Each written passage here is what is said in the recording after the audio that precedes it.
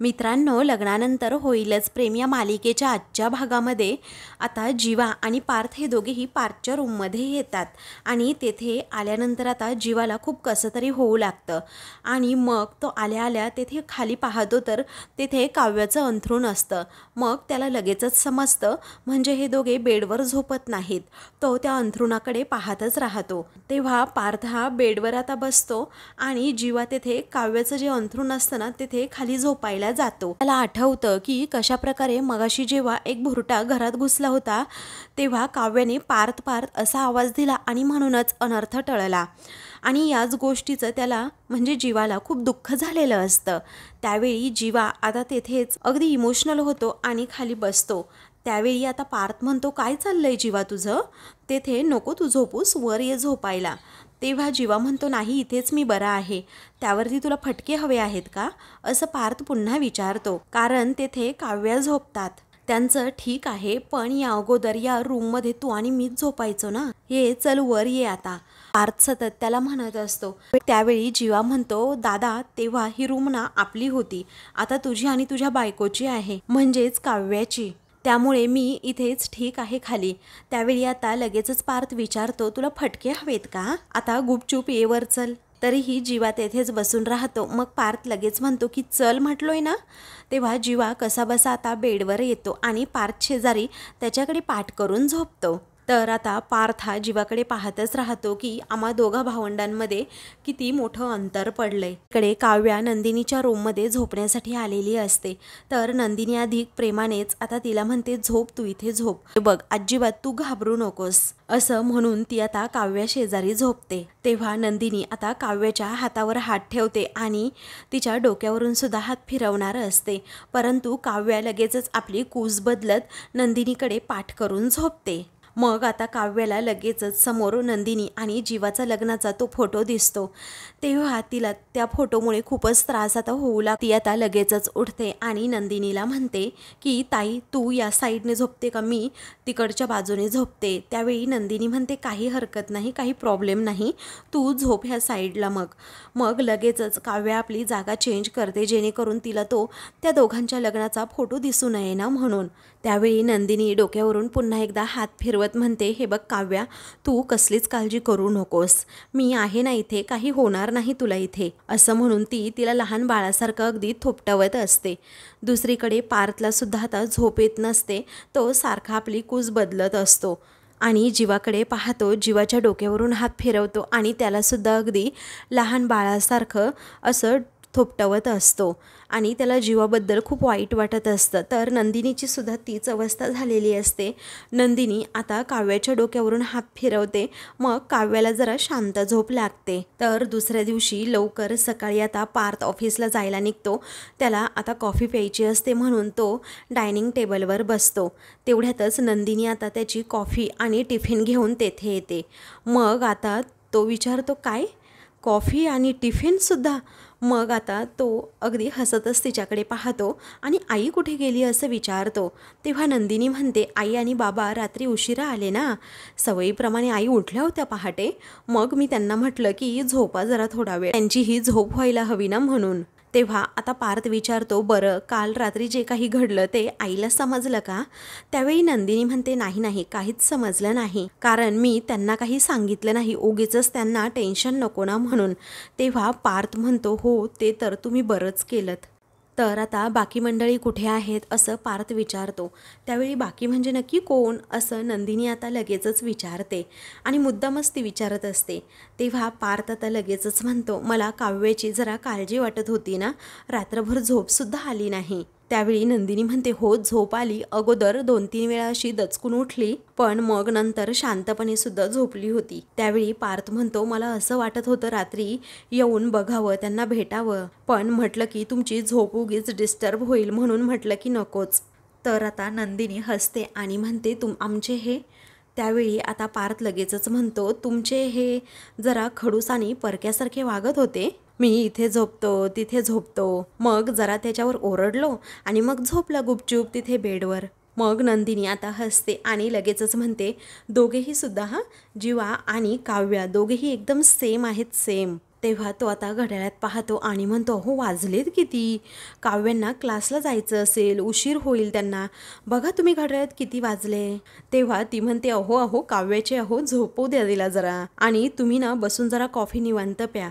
उलट मला आश्चर्य वाटलं की तुम्ही अजून जीवाला आत्तापर्यंत कसं काही उठवलं नाही. काय आहे ना, जिम रनिंग हे सगळं केलं नाही तर त्यांचा अख्खा दिवस खराब जातो. तुम्ही आता बसा, मी लगेचच आले त्यांना बघून. त्यावेळी आता लगेचच पार्थ हसतो आणि म्हणतो की बसावं जरा नंदिनी जीवा देशमुख, आता त्यांनाही झोपू देत ना जरा थोडा वेळ. त्यावेळी नंदिनी म्हणते, बरं ठीक आहे. तेव्हा नंदिनी आता लगेचच तेथे बसते. त्या दोघांमध्ये अगदी मैत्रीसारखा संवाद होत असतो. मग नंदिनी आता पार्थला म्हणते, कसं आहे ना, ते दिवसभर अगदी काम करून थकून भागून झोपले तर मग मला जास्तच आवडेल. आणि आधी जातच होते ना ते ऑफिसला. मग पार्थ म्हणतो, हो येत होता. त्यावेळी नंदिनी म्हणते, आणि आता असे घरी असतात ना छान नाही वाटत ते. त्यावेळी आता ती म्हणते, पार्थ मी आजच समजवलंय जीवांना, पण त्यांना पुन्हा ऑफिस जॉईन करायला तरी काय हरकत आहे, बघूयात आता. मी समजवलं तर आहे माझ्या परीने, पण आता माझं म्हणणं किती मनावर घेतायत आणि किती नाही. तेव्हा पार्थ म्हणतो, डोंट वरी, जसं तुम्ही समजवलंय ना तसं सुद्धा मी माझ्या परीने मेसेज दिलाय त्याला, आणि मला असं वाटतंय की आजपासून तो नक्कीच ऑफिस जॉईन करेल. नंदिनी आश्चर्याने विचारते, काय आजपासून? तेव्हा पार्थ म्हणतो, यस आजपासून. मग तिला खूपच आनंद होतो. पण अरे एवढा कॉन्फिडन्स? त्यावेळी पार्थ म्हणतो, मी कामच तसं करून आलोय ना. नंदिनी म्हणते, अच्छा असं काय केलं बरं तुम्ही? मग आता पार्थ म्हणतो, त्याच्या मोबाईल खाली ना एक पत्र ठेवून आलोय, ते वाचलं की साहेबराव ना नक्कीच ऑफिसला येतील. त्यावेळी नंदिनी म्हणते, खरंच तुम्हाला असं वाटतंय? मग पार्थ म्हणतो, हो. नंदिनी म्हणते की कसं आहे ना, आत्तापर्यंत मी त्यांना जेवढं ओळखलंय ना ते ना मला जरा ना हट्टीच वाटतात, आणि असं पटकन कुणाचं ऐकतील असं कधीच वाटत नाही. पण तुम्ही म्हणताय ना तर पॉझिटिव्ह राहायला मला नक्कीच आवडेल, आणि तुम्ही म्हणताय ना तसंच होऊ देत. तेव्हा नंदिनी म्हणते, हो आलेच हा. तेव्हा पार्थ आता हो असं म्हणतो आणि कॉफी पिऊ लागतो. तर आता दुसरीकडे जीवा हा जांभई देतच उठतो आणि शेजारी पाहतो तर पार्थ उठलेला असतो, आणि त्याचं लक्ष त्यानंतर आता मोबाईलकडे जातं. तर मोबाईल खाली खरंच पार्थने एक चिठ्ठी ठेवलेली असते. तेव्हा आश्चर्याने त्या चिठ्ठीकडे पाहत लगेच ती हातात घेत जीवा ती वाचू लागतो. त्यामध्ये पार्थने असं लिहिलेलं असतं की, गुड मॉर्निंग जीवा, अरे काल किती दिवसांनी तुझ्यासोबत अगदी छान बोलणं झालं, आणि जुन्या दिवसांसारखाच पुन्हा एकदा तू ऑफिसला यायला लागलास तर मला खरंच खूप म्हणजे खूप आवडेल. ऑफिस तुला मिस करते आणि मी जुन्या जीवाला सुद्धा मिस करतोय. बघ आता आलंस तर खरंच छान वाटेल मला. तुझा दादा पार्थ, असं म्हणून त्याने आपलं पत्र संपवलेलं असतं. तर जीवा आता पार्थने जे काही लिहिलं आहे त्याचा विचारच करत राहतो. तर दुसरीकडे पार्थ हा फोनवर बोलत असतो आणि मी लगेचच ऑफिसला पोहोचतोय असं म्हणून फोन ठेवतो. त्याच वेळी रम्या आता आवरून तेथे येते आणि म्हणते, पार्थ निघायचं ना? तो म्हणतो, हो निघायचं आहे, चल मी पुढे गाडी काढतो, तू पटकन ये. मग आता काव्या नाही येणार का आज आपल्यासोबत, असं आता रम्या विचारते. त्यावेळी आता पार्थ म्हणतो, नाही त्या जरा झोपल्यात, त्या लेट येतील जरा. तेव्हा ठीक आहे असं रम्या म्हणते आणि तिला खूप आनंद होतो. मग हे सगळं आता नंदिनी ऐकते आणि तिला जरा वाईटच वाटतं, कारण काव्य अजून झोपलेली असते ना म्हणून. तर रम्या आता गालातच हसते आणि नंदिनी तिच्या मागे उभी असते, म्हणूनच ती नंदिनीला टोमणा मारते आणि म्हणते, कसं आहे ना नंदिनी, अगं काही वेळेला ना माणसं अशी झोपून राहतात आणि हातातली अशी संधीसुद्धा घालवतात. कसं आहे ना, मी रात्री उशिरा झोपते पण सकाळी लवकर उठतेच, आणि त्यामुळेच मी कुठलीही संधी अजिबातच वाया जाऊ देत नाही. आणि त्यामध्ये समोर पार्थ आहे म्हटल्यानंतर प्रश्नच नाही. पण आता काव्याला झोपू देत, हा अगदी शांत झोपू देत, कारण ती कासव आणि सशाची जी गोष्ट आहे ना त्यातल्या सशासारखं अगदी तिला झोपूनच राहू देत. तिला झोपेपर्यंत मी कासवासारखी बाजी मारलेली सुद्धा असेल, आणि मी माझ्या पार्थला सुद्धा मिळवलेलं असेल, असं म्हणून मोठ्या तोऱ्यातच ती निघालेली असते. तेव्हा नंदिनी गालातच हसते आणि तिचा हात पकडून तिला अडवते. त्यावेळी आता, हसतेस का? तू तर खूप प्रोटेक्ट करते ना तुझ्या लहान बहिणीला, पण तुझ्या नाकावर टिचून तुझ्या बहिणीचा नवरा घेऊन जाते की नाही बघ, आणि तेव्हा सुद्धा तू फक्त अशीच बघत उभी राहशील, पण काही करू शकणार नाही. मग नंदिनी त्यावर काहीच उत्तर देत नाही, फक्त गालात हसते. ते पाहून आता लगेचच रम्या विचारते, काय झालं ग तुला? आज एवढी मुख गिळून तू का गप्प आहेस? तू मला काही उत्तर देणार नाहीस का? त्यावेळी नंदिनी आता लगेचच म्हणते की तुला सांगितलं ना एकदा, मी नंदिनी आहे आणि नंदिनी बोलून दाखवत नाही तर करून दाखवते. तेव्हा तुला जे काही करायचं आहे ना ते तू करत बस, तोपर्यंत मी माझ्या पार्थ बरोबर ना ऑफिसला जाऊन येते. मोठी शायनिंग मारत रम्या लगेचच बाय असं नंदिनीला म्हणते, तेथून मोठ्या तोऱ्यातच जाते. त्यानंतर नंदिनीला समजतं, अरे देवा, पार्थ तर डबा घरीच विसरले. मग आता त्यानंतर तिच्या लक्षात येतं की राहू देत त्यांचा डबा, आज ना घरीच राहू दे. पार्थ ना आज घरचंच जेवतील, परंतु त्यांचा डबा ना त्यांची बायको त्यांच्या ऑफिसपर्यंत नक्कीच पोहोचवेल. त्यानंतर आता इकडे जीवा हा रूममध्ये येतो आणि समोर काव्याला असं झोपलेलं पाहतो. काव्याला असं झोपलेलं पाहून त्याला खूपच वाईट वाटतं, कारण ती घाबरूनच अशी झोपलेली असते. तो इमोशनल होतो आणि तिच्याजवळ जाऊन बसतो, तिच्या डोक्यावरून अगदी प्रेमाने हात फिरवतो. तेव्हा आता काव्याला जाग येते आणि ती हसतच आता उठते. मग आता तो लगेचच प्रेमाने तिची विचारपूस करू लागतो की कशी होती कालची रात्र, काल नीट झोप लागली का, कारण तू खूप घाबरली होतीस ना म्हणून विचारतोय. तेव्हा काव्या लगेचच म्हणते, जीवा तू एवढ्या प्रेमाने विचारपूस केल्यानंतर मला बरं वाटणारच ना रे. तेव्हा जीवा आता म्हणतो की माझी ही खोली आहे आणि माझी कायमच एक इच्छा होती की मी या खोलीत नेहमी यावं आणि तू मला अशी गाढ झोपलेली दिसावीस. आणि आता दिसतंय काय तर हे, असं म्हणून तो आता जीवा आणि नंदिनीच्या फोटोकडे बोट दाखवतो. काव्या जरा घाबरते, परंतु हा जीवाचा सगळा भास असतो, खरं तर त्याला हे सगळं आठवत असतं. मग त्यानंतर इकडे काव्या खूस बदलते आणि ती आता झोपेतून उठते. तिला समोर जीवा दिसतो.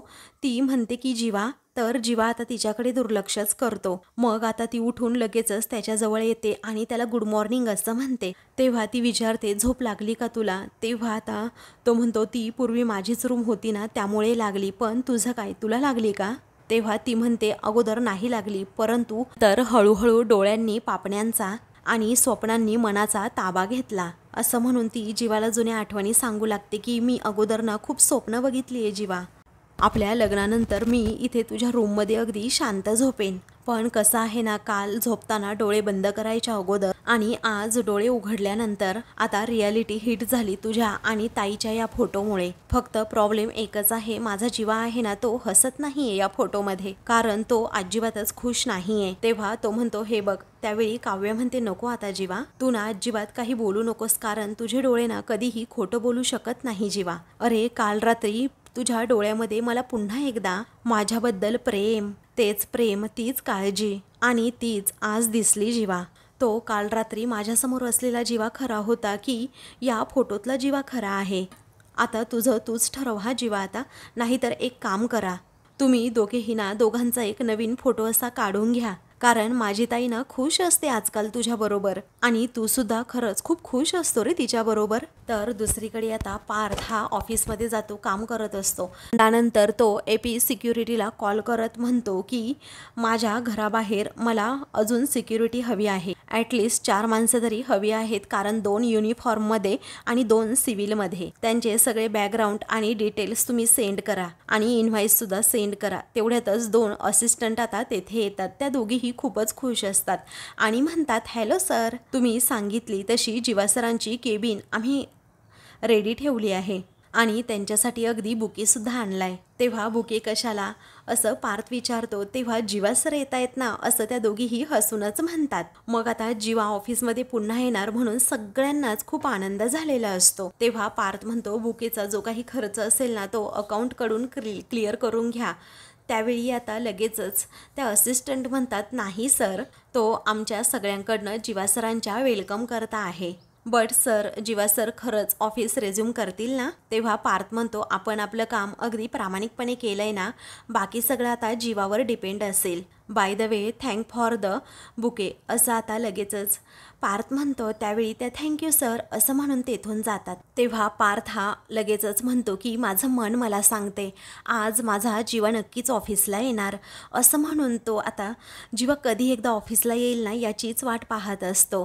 दुसरीकडे काव्या आता इमोशनल होते आणि जीवाला म्हणते, अरे आता तू मान्य तरी कर ना की माझ्याबद्दल अजूनही तुला काहीतरी वाटतंय म्हणून.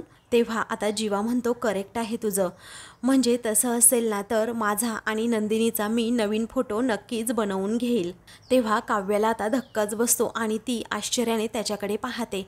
पुढे जीवा आता म्हणतो आमचं सगळं काही नीट चाललंय, तर आता त्या फोटोतही तसं येऊ देत आणि ते येईलच, कारण आम्ही जे बोलतो ना तसं वागतो सुद्धा आणि ते करतो सुद्धा, अशी काव्याला जणू तो धमकीच देत असतो. तेव्हा काव्याला जीवाचं हे बोलणं ऐकून जरा शॉकच बसतो आणि जीवा एवढा कसा बदलला या गोष्टीचं आश्चर्यही वाटतं. तेव्हा आता काव्याच्या डोळ्यात पाणी येतं आणि ती म्हणते जीवा अरे तू एवढा. मग आता तो म्हणतो की बरोबर आहे ना तुझं, अगं काल रात्री तुला तुझ्या डोळ्यामध्ये माझ्याबद्दलचं काळजीचं प्रेम दिसलं आणि काळजीसुद्धा दिसली, पण बरोबर आहे ना तुझं, कारण ऐन मोक्याला तू रियालिटी हिट करतेच. रियालिटी हीच आहे की जेव्हा संकट समोर आलं ना तेव्हा तू जीवाला नाही तर पार्थला हाक मारलीस, असं म्हणून तो तिच्याकडे पाहतच राहतो. तेव्हा काव्या आता त्याच्याकडे पाहते आणि म्हणते जीवा अरे तू असं का बोलतोस, हो मारली की नाही हाक, असं तो आता विचारत असतो. तेव्हा ती आता म्हणते की जीवा ऐकून घे जरा. मग आता तो रागातच म्हणतो मला एक्सप्लेनेशन अजिबात नको आहे, समजलं. अगं शेवटी जे मनात असतं ना तेच नेहमी ओठावर येतं, असं म्हणून काव्याचं प्रेम तो सतत असा ठुकरावत असतो आणि त्याचं बोलणं हे काव्याच्या मनाला खूपच लागतं. त्यानंतर तो म्हणतो तुझ्या मनात कोण आहे काय आहे हे मला काल बरोबर दिसलं, आता आमची खोली आमचा फोटो आमच्या संसाराचं काय करायचं हे मी माझं बघेन, आता तू जा आणि तुझा संसार सांभाळ, असं म्हणून आता तो रागातच काव्याकडे पाहतो. तेव्हा काव्यासुद्धा जीवाकडे खूपच रागात पाहत असते. त्यावेळी आता नंदिनी तेथे येते आणि दोघांना असं पाहत विचारते काय झालं, अगं तुझ्या डोळ्यात पाणी का. त्यावेळी लगेचच काव्या म्हणते अगं ताई मी जांभई दिली ना त्यामुळे बहुतेक आत्ता आलं असेल. बरं ठीक आहे, तुला व्यवस्थित झोप लागली ना, असं नंदिनी विचारते. तेव्हा काव्या म्हणते हो झोप लागली मला व्यवस्थित. बरं ताई मी निघते आता, क्लासला जायला खूपच उशीर होईल, आवरते हा. त्यावेळी लगेचच आता काव्या तेथून जाते तर नंदिनी म्हणते अगं थांब ना, तरीही काव्या ऐकत नाही, ती तशीच तेथून जाते. तर जीवा लगेचच आंघोळीची तयारी करतो. मग आता काय झालं हिला, असं नंदिनी जीवाला विचारते, कारण रात्री तर मला अगदी बिलगून झोपली होती आणि आता अशी कशी गेली अचानक. तेव्हा जीवा म्हणतो मला तर काहीच माहीत नाही, पण सोड ना, काही माणसांना सवय असते सतत आपली अशी कुरकुर करण्याची, आणि बाय द वे आजपासून मी ऑफिसला जाणार आहे, असं तो नंदिनीला म्हणतो. तेव्हा नंदिनीला पटकन ती गोष्ट लक्षात येत नाही. तेव्हा ती म्हणते एक मिनिट हा, म्हणजे काय म्हणालात तुम्ही, आजपासून तुम्ही ऑफिसला जाणार आहात. हा तो म्हणतो हो मी ऑफिसला जाणार आहे. तेव्हा नंदिनीला आता खूपच आनंद होतो आणि ती म्हणते अरे वा, खूप छान छान न्यूज दिलीत तुम्ही मला. बरं आता तुम्ही एक काम करा, तुम्ही आवरून घ्या, आंघोळ वगैरे व्यवस्थित करा आणि मी तुमच्यासाठी ना टिफिन रेडी करते हां. तेव्हा ती आता विचारते एक काम करू, मी बटाट्याची भाजी बनवू की मसाले भात करू तुमच्यासाठी. बरं तुम्हाला सॅलड जास्त आवडतं ना, मग सॅलड करते. आणि गोड जास्त आवडतं का तुम्हाला जेवणामध्ये, तर गोड करते काहीतरी, चालेल का. तर आता जीवा नुसता नंदिनीच्या बोलण्याचा विचारच करत राहतो आणि म्हणतो की मी ऑफिसला ना काम करायला चाललोय, डबा खायला नाही, असं म्हणून तो आता बाथरूममध्ये जातो. तर नंदिनी त्याच्याकडे प्रेमानेच बघते आणि मनातच विचार करते हे ऐकण्यासाठी माझे कान तर अगदी तरसले होते जीवा, आणि तुम्ही ऑफिसला जाताय हे बघून मला किती बरं वाटलं हे तुम्हाला कसं सांगू. आणि खरं तर पार्थला थँक्यू म्हटलं पाहिजे, कारण त्यांचं म्हणणं त्यांच्या भावाच्या बाबतीत हे खरंच ठरलं. आता एक काम करते, आईंना ही गोष्ट सांगते आणि त्यांना जेव्हा हे समजेल ना तेव्हा खरंच त्यांना खूप आनंद होईल. त्यानंतर आता मानिनी ही झोपेतून उठते आणि आवरून सावरून लगेचच किचनमध्ये येते. तर आता नंदिनी ही जीवाच्या टिफिनची तयारी करत असते आणि मानिनीला लगेचच गुड न्यूज देते की जीवा हे ऑफिसला जात आहेत. तेव्हा मानिनी हसते आणि विचारते काय, जीवा ऑफिसला जातोय, मला खरं सांग तू गंमत करतेस ना माझी. तेव्हा ती आता म्हणते अहो खरं सांगते मी आई, कशाला गंमत करेन, जीवा शपथ घेऊन सांगते मी तुम्हाला. त्यावेळी मानिनी म्हणते अरे वा वा एकदम छान हा, चला आता तुझ्यामुळे आज जीवा हा ऑफिसला जाणार आहे, पण भारी जमवलंस हा तू, पण जमवलंस कसं ते सांग ना. त्यावेळी नंदिनी म्हणते जादूगार आपली जादू कधी सांगत नसतो आई. तेव्हा आता ती म्हणते की नको सांगू, पण ही जादू ना तू नेहमी करतच राहा, पण खरंच खूप मस्त वाटतंय मला. कारण एकीकडे जीवा हा मार्गी लागतोय। आता हळूहळू काव्य आणि पार्थचं सुद्धा मार्गी लागायलाच हवं। म्हणजे बिचारा पार्थ बघ ना मैत्रीचा हात पुढे करण्याचा प्रयत्न करतोय, पण काव्या ती मात्र त्याच्यापासून अशी दूर दूरच पळते आहे। कारण आज ते दोघेही जवळ येतील असा छानपैकी मी प्लॅनच केलाय। तेव्हा मानिनी विचारते प्लॅन वगैरे केलास पण करणार काय आहे? तेव्हा नंदिनी म्हणते मी काहीच करणार नाही, कारण तुमची थोरली सून आहे ना तुमच्या लेकासाठी म्हणजे पार्थसाठी आज डबा घेऊन ऑफिसला जाणार आहे। तेव्हा आता लगेचच मानिनी ही खुश होते आणि नंदिनीकडे पाहतच राहते। तर आता मित्रांनो पुढील भागामध्ये काव्या ही क्लासला चाललेली असते आणि नंदिनीला म्हणते मला नको आहे डबा। त्यावेळी लगेचच आता नंदिनी म्हणते अगं तुझ्यासाठी नाही पार्थसाठी आहे, कारण त्यांचा आज उपवास आहे। तेव्हा काव्य आता लगेचच हिसकावून तिच्याकडून तो डबा घेते आणि तेथून जाते। तर नंदिनी आणि मानिनी खुश होतात। तेव्हा आता लगेचच मानिनी म्हणते तुला आणि मला माहिती आहे पार्थला उपवास नाही आहे, पण पार्थला माहिती आहे का याबद्दल काही? त्यावेळी नंदिनी फक्त हसत राहते। दुसरीकडे काव्य आता पार्थच्या ऑफिसमध्ये डबा तेथे टेकवत म्हणते हा घ्या डबा। मग पार्थ आता हसतो। तेव्हा तेथे आता काही पार्सल असतं, तेथे त्यामध्ये बिर्याणीसुद्धा असते। त्यावेळी लगेचच काव्या अंगावर धावून जात विचारते काय नक्की उपवास आहे ना तुमचा? तेव्हा तो घाबरतो आणि म्हणतो हो हो नक्की उपवास आहे माझा। तेव्हा काव्या विचारते खरं बोलताय ना तुम्ही? तेव्हा पार्थ आता काहीच बोलत नाही। अशाच मालिकेंचे पुढील भाग पाहण्यासाठी चॅनलला सबस्क्राईब करा।